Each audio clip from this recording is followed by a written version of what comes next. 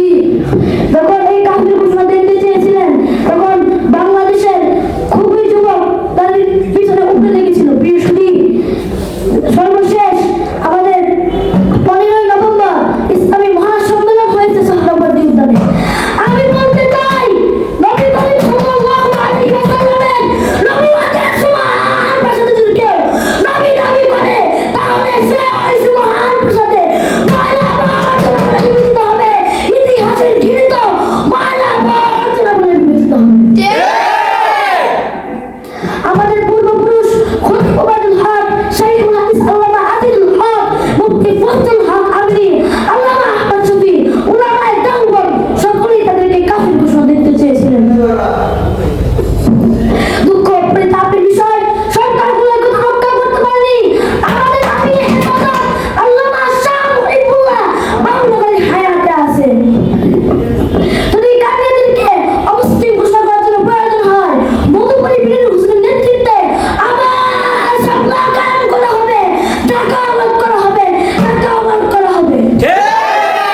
শুধু ঢাকা নয়, জাতীয় সংসদের দিকে মার্চ করতে হবে, বাংলাদেশ অবরুদ্ধ করতে হবে, সকল রাজনীতি বন্ধ করে দিতে হবে, বাংলাদেশ অবরুদ্ধ করতে হবে, সচিবালয় বন্ধ হয়ে যাবে, বাংলাদেশ থমকে দাঁড়াবে, সকল রাজনীতি বন্ধ করে দিতে হবে, কাদিয়ানীদেরকে অমুসলিম ঘোষণার দাবি আদায় করতে হবে, রক্ত দিতে হবে, রক্ত দিতে হবে, জীবন দিতে হবে, জীবন দিতে হবে, তবু এই দাবি আদায় করতে হবে। পরিশেষে বলতে চাই, নবী করিম সাল্লাল্লাহু আলাইহি ওয়াসাল্লামের নবুয়তের এই সংরক্ষণ যদি প্রয়োজন হয়, আরে কিসের পাকিস্তানের 10,000 বিপ্লব, সবাই ঝাঁপিয়ে পড়বো 18 লক্ষ, 18 কোটি তৌহিদি জনতা। এই হাদির মাটিতে, মুক্তার মাটিতে, আবু সাইদের মাটিতে, এই মাটিতে যদি আবার রক্ত দিতে প্রয়োজন হয়, 16 ডিসেম্বরের মতো, 18 ডিসেম্বরের মতো, 2013 সালের মতো, 2024-এর মতো আবার আমরা সহবর্তী উত্তরে যাব, সম্রাজন করে যাব, ডক্টর ইউনূসের বাসভবনকে রাখুন। ইসুদি, আমি পরিশেষে বলতে চাই, আমাদের বহু তো হেলিকপ্টার দিয়ে পালিয়েছে, ভাই আপনি কিন্তু প্রধানমন্ত্রীর মতো উড়ে না, বাংলাদেশ ব্যাক করতে পারবেন না। আসসালামু আলাইকুম। নারে